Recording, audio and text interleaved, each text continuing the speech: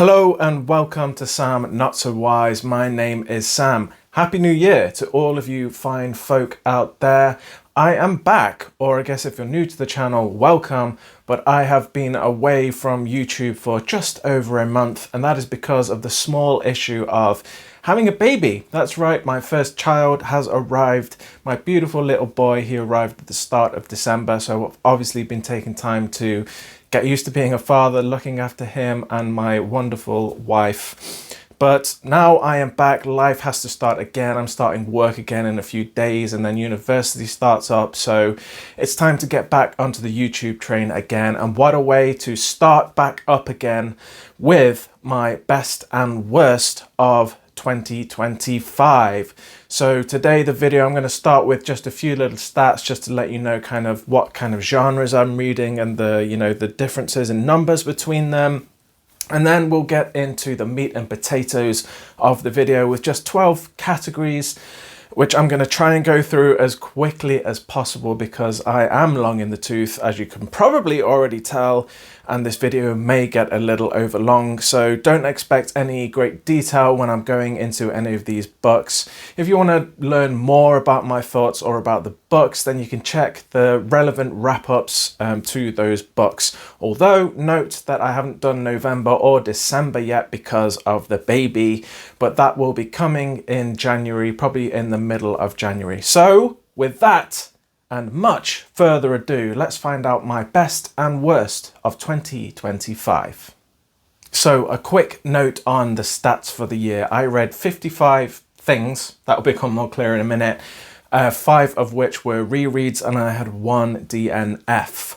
So I read 24 sci-fi works and 18 fantasy. So sci-fi just in the lead there. And that makes sense to me. I am slightly leaning towards sci-fi at the moment.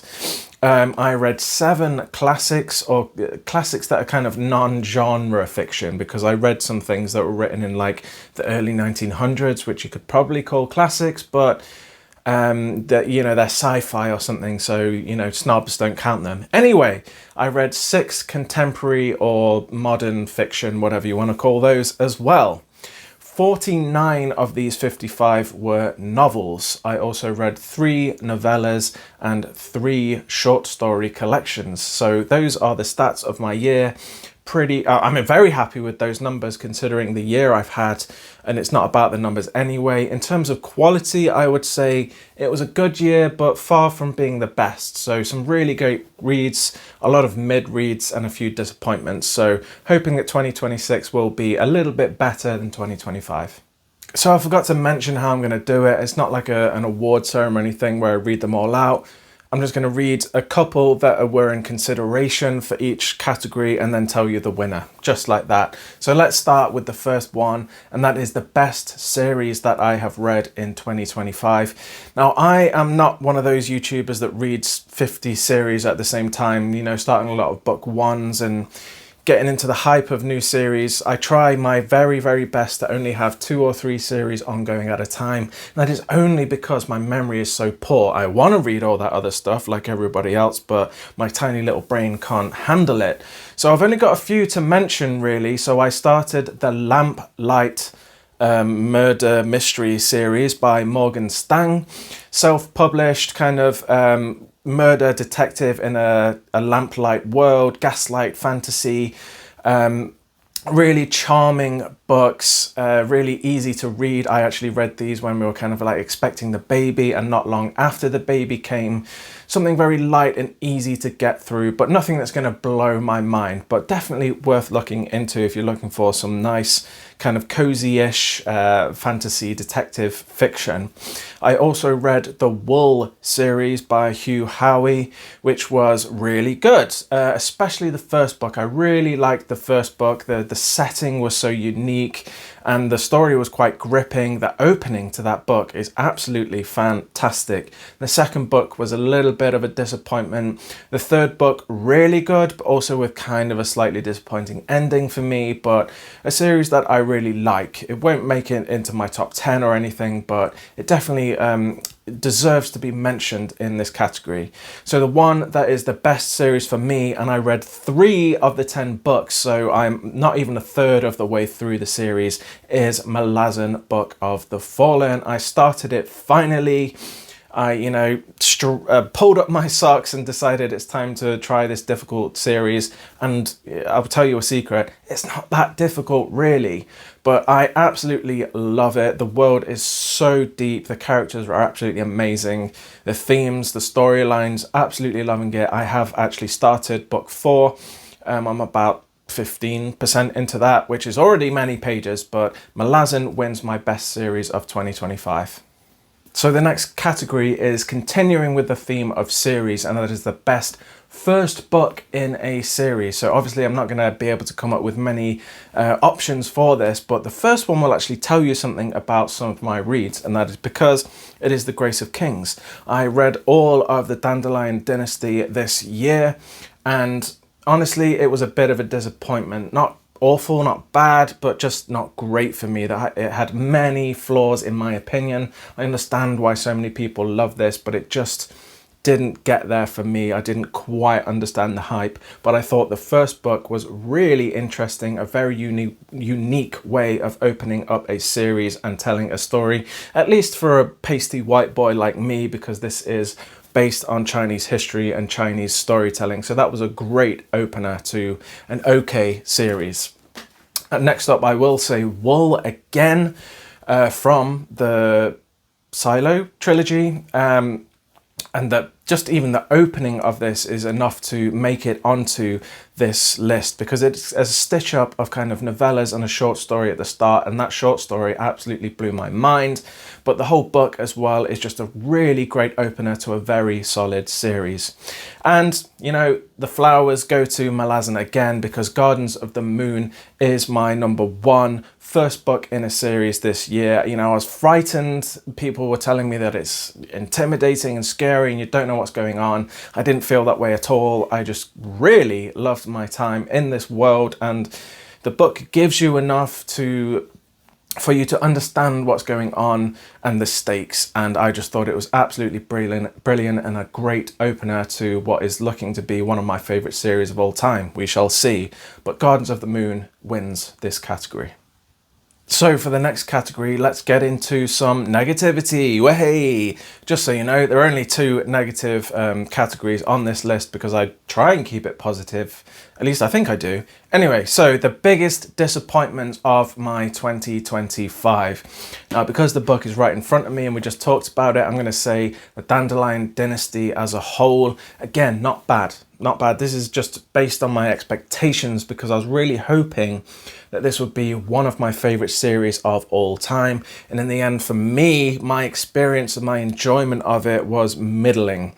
Plenty to love, plenty to respect in this series, but it just didn't really hit me in any emotional way. There were many things about the storytelling that really irritated me. So this, unfortunately, was a disappointment, even though it wasn't bad. Next up, we have Cage of Souls by Adrian Tchaikovsky. I've read a fair number of Tchaikovsky by now, like not loads, like 6 or 7 or 8, I'm not quite sure. And this is my least favorite of his, and that's why it is in the disappointment. Again, not really a bad book, but this is kind of a post-apocalyptic kind of end of time story, which is my kind of vibe. But I just really didn't like the story. I felt like it was all over the place, like he didn't want to choose one direction and stick with it. The character is like the most lucky man in the world. He should have died about 20 times, and I just kind of got bored of that. Just like, oh, obviously he's going to survive because he survives everything, apparently.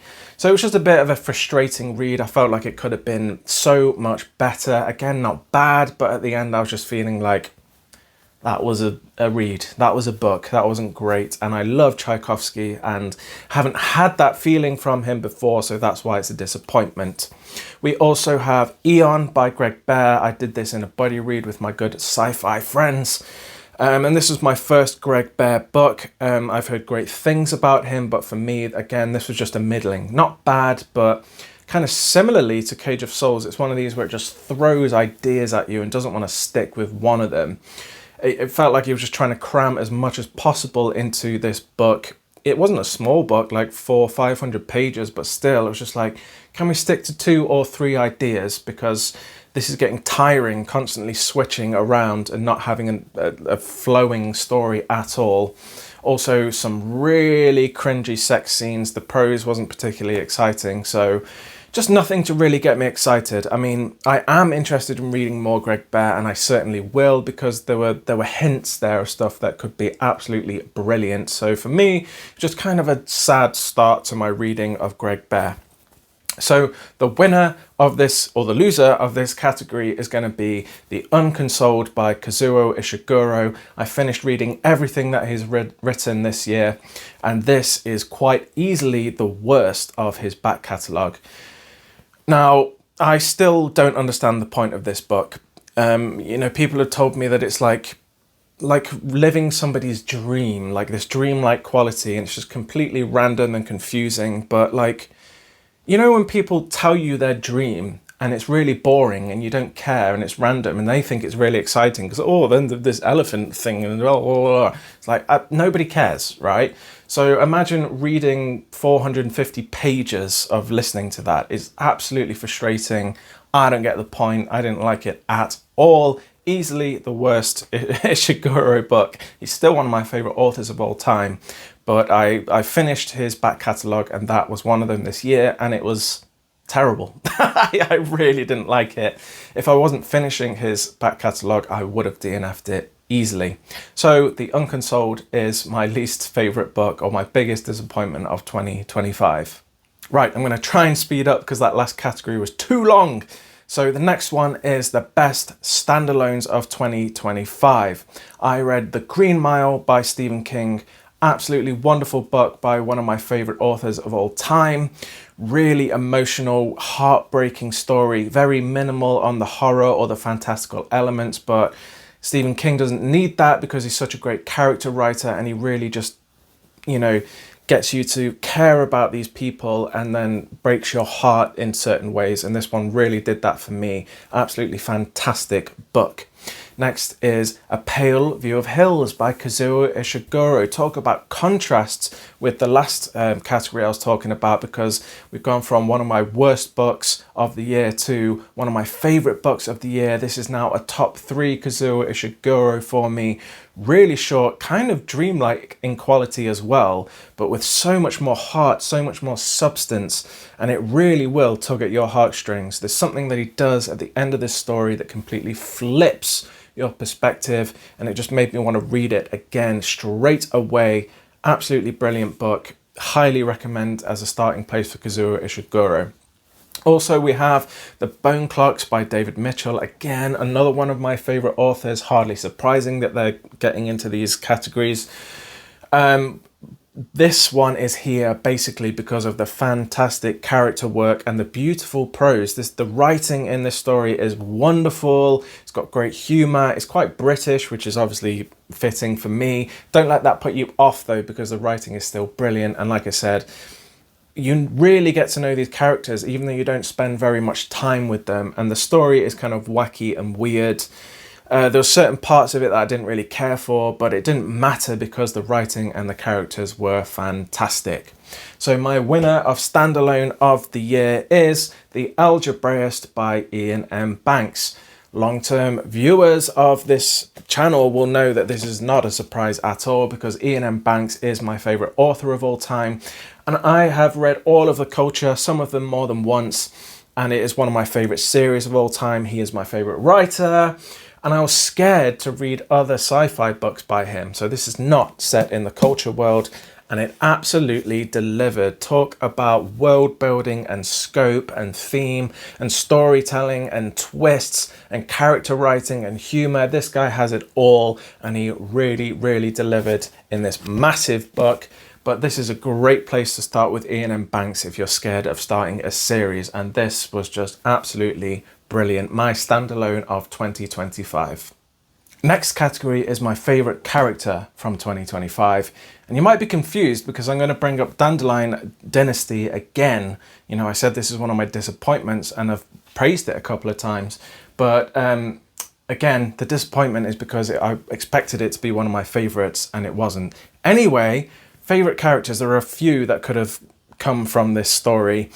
Connie Gary, for example, was absolutely brilliant, but if I had to choose somebody, it would be Gia. I'm still unsure how I feel about that woman, and that is a wonderful thing to take from a series, because is she a goodie? Is she a baddie? I don't really know. She's a bit of both. It's really hard, but she was a fantastically drawn character, so props to Ken Liu for writing her.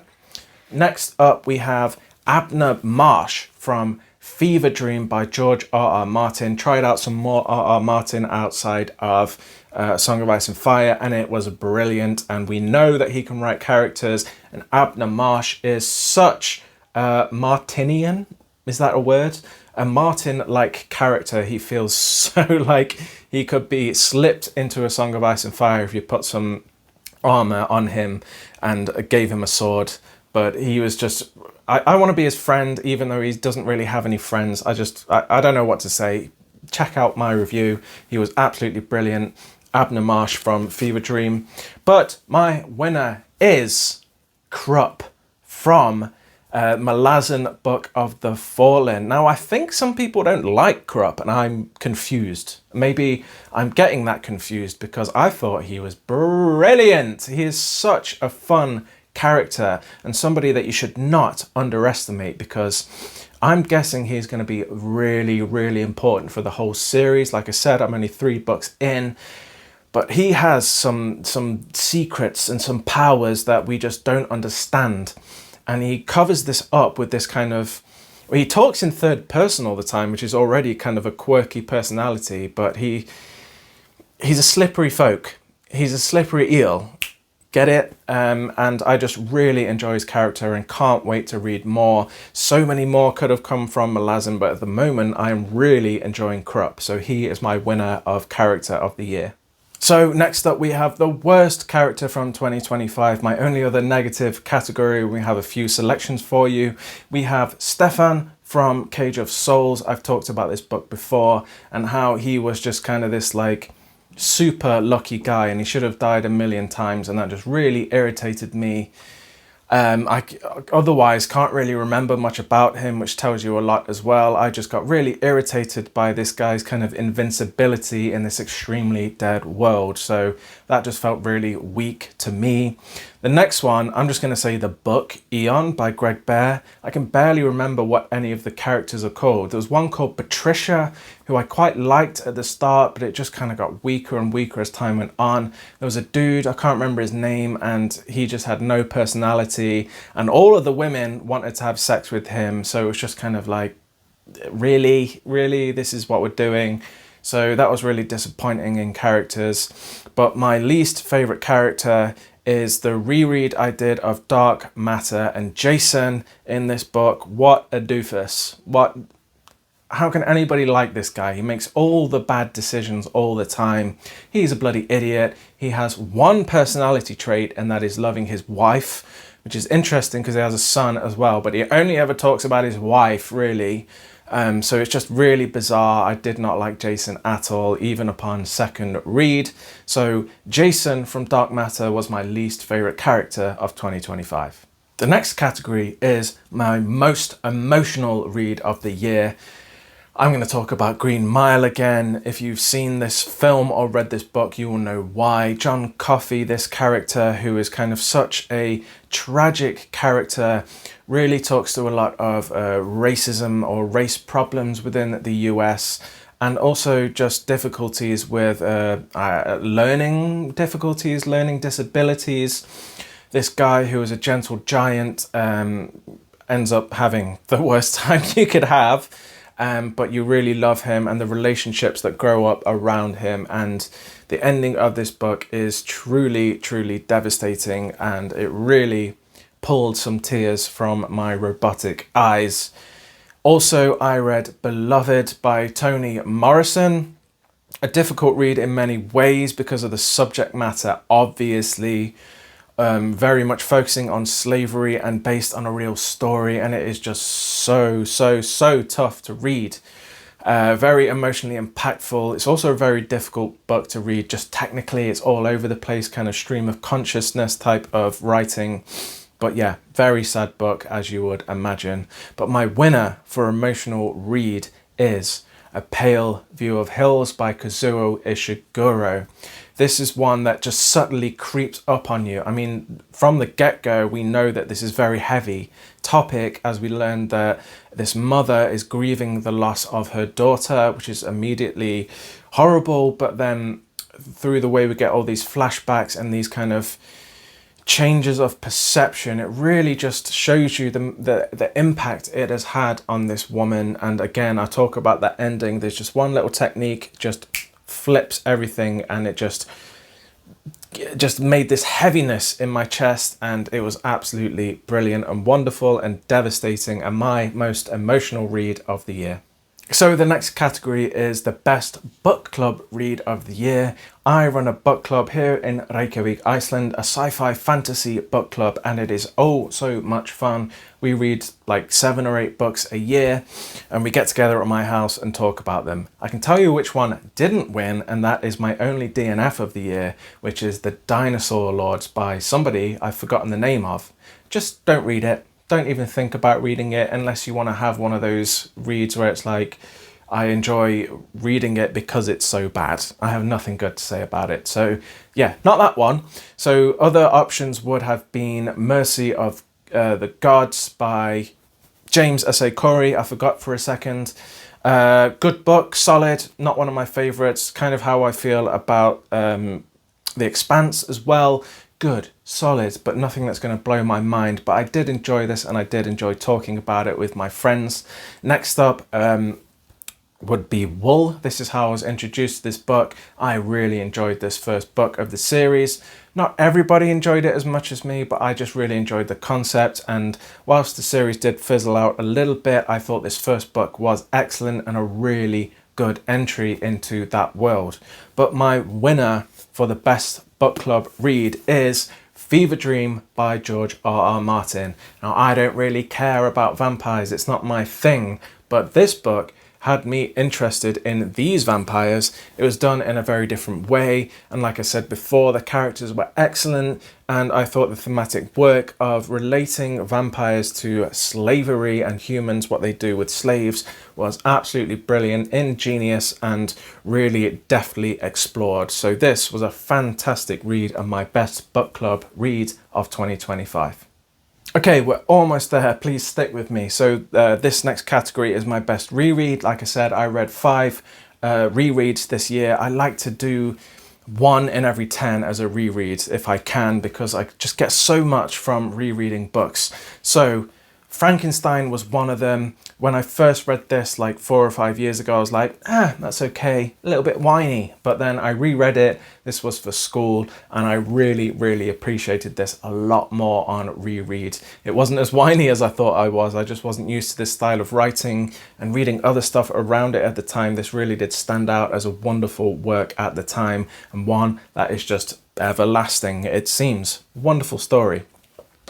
Next is another one that I read for school and a reread, and is Animal Farm by George Orwell, my second favourite author of all time. I hadn't read this since I was about 16, 17 or something, so nearly 20 years ago. And boy, oh boy, did it stand up to the test of time. This allegory is absolutely brilliant, sharp, witty, but also brutal and honest. And yeah, I read this really quickly. I know it's short, but my God, it's just absolutely brilliantly done. And again, it just stands the test of time. Excellent. But my favourite reread from 2025, to nobody's surprise, is an Ian M. Banks book, and that is Look to Windward. I did this in a buddy read with my sci-fi friends again. We've done a few Banks books, and a few of them have been rereads, and this was just wonderful to get back to. I'd forgotten a lot of it, just kind of the main twist, the main ending. So it was wonderful to go through this process of kind of, this explores grief a lot in 2 different ways, and I just really thought it was a nuanced expression of grief in 2 different ways, and just really fleshing out the world of the culture and gripping at the same time. Ian M. Banks is the best. He can do no wrong in my opinion. I mean, he can, but you know what I mean. This was wonderful to reread and wins my reread of the year. Next up, I'm going to talk about my favourite world building from the books I read this year or last year. I have to talk about Ian M. Banks and the Algebraist. He's written one of my best worlds in the culture, and he didn't fail to deliver within this different world. We spend a lot of time on gas giants in this planet, but we also explore the galaxy a lot, and there are just so many different worlds and all really well portrayed. But this interesting, unique vision of life on gas planets, gas giants, was absolutely fascinating, really detailed and wonderful. No surprise that this was a consideration, but it didn't win. Another one is, again, the Dandelion Dynasty by Ken Liu. Whilst I didn't really like the direction that it went and the ultimate storytelling, this world was really well drawn out, and I can see it in my head. I can remember so much about it. So for that fact, the really well drawn world that Ken Liu wrote in this series, it was definitely in consideration for the best world building. But perhaps to nobody's surprise, considering what I've already said today, Malazan, Book of the Fallen, is my favourite world building. I mean, I know nothing about it. 3 books in, this world is huge and so well drawn. These guys, Stephen Erickson and Ian Esselman, wrote this together in gameplay, and you can really tell that they did it for a long time and they know so much about the world. It's so deep, it's so detailed, it's so rich, and I just cannot wait to learn more about it. So yeah, no surprises. Malazan, Book of the Fallen is my best world building of the year. So the penultimate category, we're nearly there, is my biggest surprise of the year. And first I'm going to talk about Norstrilia by Cordwainer Smith, another buddy read with my sci-fi friends. I know nothing about this author, I know nothing about this book, and it really surprised me how weird it was. How weird and wonderful, really strange, unique sci-fi world, but again, really well realized. And yeah, just the uniqueness of the story, the uniqueness of the world, the uniqueness of the characters. Whilst this wasn't one of my favorite books of all time, also the writing style, this guy knew how to write. I was just not expecting this at all from a quite old sci-fi book. So really interesting look into the 1960s science fiction. Next up would be Pale View of Hills by Kazuo Ishiguro. I didn't think anything could break my top 3 with him, but this has now. Definitely. I don't know if it's 2 or 3. Never Let Me Go being my favorite, but this one, I really didn't expect it to affect me this much and to live in my memory so well. Yeah, it's a big surprise that this broke into that top 3 Ishiguro for me, so it has to be mentioned.